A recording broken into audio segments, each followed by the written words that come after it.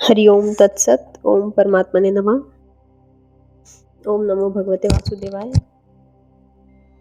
श्रीमद् भगवत महापुराण नवम स्कंध 7वां अध्याय। राजा त्रिशंकु और हरिश्चंद्र जी की कथा। श्री शुकदेव जी कहते हैं, परीक्षित, मैं वर्णन कर चुका हूँ कि मानधाता के पुत्रों में सबसे श्रेष्ठ अम्बरीश थे। उनके दादा युवनाश्व ने उनके पुत्र रूप में स्वीकार कर लिया था उन्हें। उनका पुत्र हुआ यौवनाश्व और यौवनाश्व का हारित। मानधाता के वंश में ये 3 अवान्तर गोत्रों के प्रवर्तक हुए।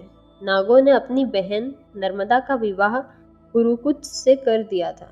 नागराज वासुकी की आज्ञा से नर्मदा अपने पति को रसातल में ले गई।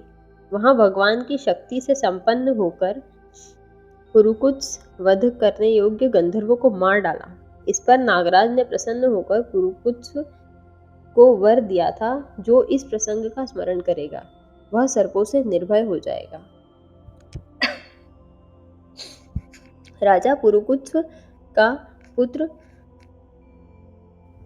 त्रसदस्यु था। उसके पुत्र हुए अनरण्य। अनरण्य के हर्यश्व।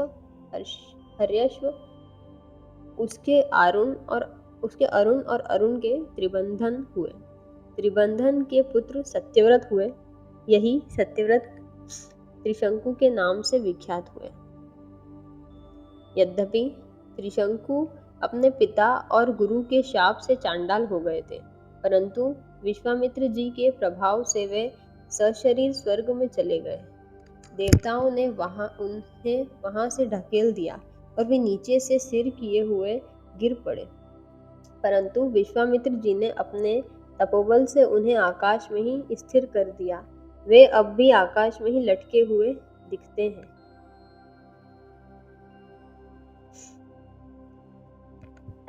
त्रिशंकु के पुत्र थे हरिश्चंद्र।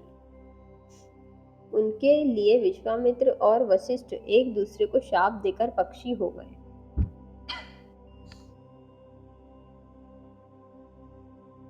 विश्वामित्र जी और वशिष्ठ जी ने एक दूसरे को शाप दे दिया था।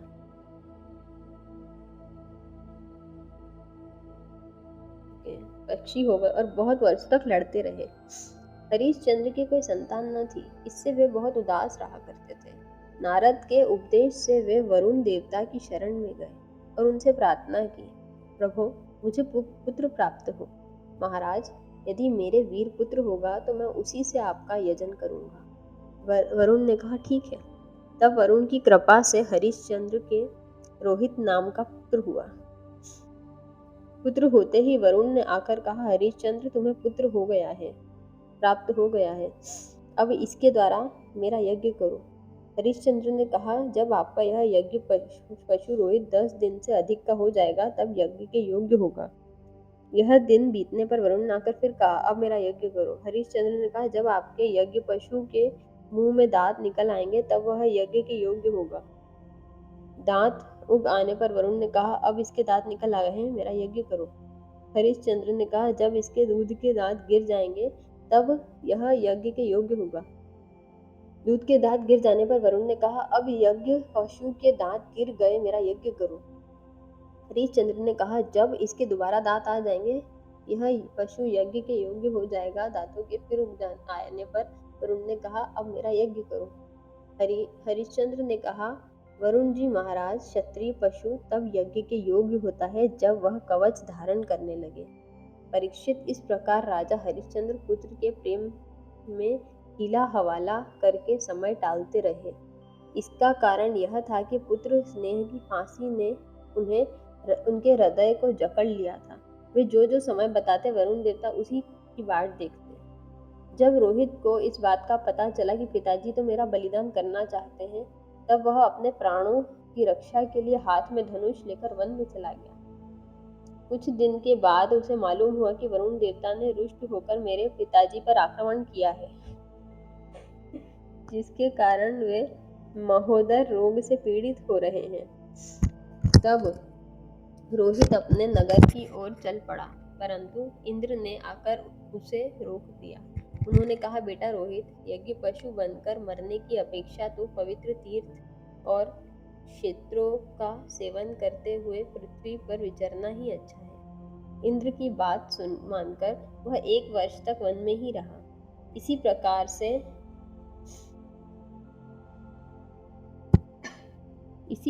से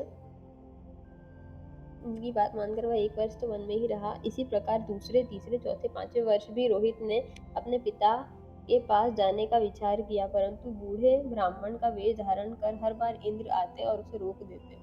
इस प्रकार 6 वर्ष तक रोहित वन में ही रहा। 7वें वर्ष जब वह अपने नगर लौटने लगा, तब उसने अजितगर्त से उनके मझले पुत्र शूनशेप को मोल ले लिया और अपने यज्ञ पशु बनाने के लिए अपने पिता को सौंपकर उनके चरणों में नमस्कार किया। तब परम यशस्वी एवं श्रेष्ठ चरित्र वाले राजा हरिश्चंद्र महोदय रोग से छूटकर पुरुषमेध यज्ञ द्वारा वरुण आदि देवताओं का यजन किया। उस यज्ञ में विश्वामित्र जी होता हुए परम संयमी जमदग्नि ने अधर्व्यूह का काम किया। वशिष्ठ जी ब्रह्मा बने और अयास्थ मुनि सामगान करने वाले उद्गाता बने। उस समय इंद्र ने प्रसन्न होकर हरिश्चंद्र को एक सोने का रथ दिया था। परीक्षित, आगे चलकर मैं शूनशेप का महात्म्य वर्णन करूंगा। हरिश्चंद्र को अपनी पत्नी के साथ सत्य में दृढ़तापूर्वक स्थित देखकर विश्वामित्र जी बहुत प्रसन्न हुए। उन्होंने उन्हें उस ज्ञान का उपदेश किया जिसका कभी नाश नहीं होता।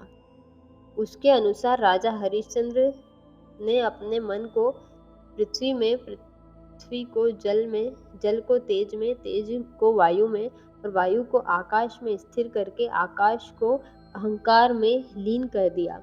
फिर अहंकार को महतत्व में लीन करके उसने ज्ञान कला का ध्यान किया और उससे अज्ञान को भस्म कर दिया। इसके बाद निर्वाण सुख की अनुभूति से उस ज्ञान कला का भी परित्याग कर दिया और समस्त बंधनों से मुक्त होकर वे अपने उस स्वरूप में स्थित हो गए, जो ना तो किसी प्रकार बतलाया जा सकता है और ना उसके संबंध में किसी प्रकार अनुमान ही किया जा सकता है। हरिओम तत्सत। ओम परमात्मने नमः। 7वां अध्याय समाप्त।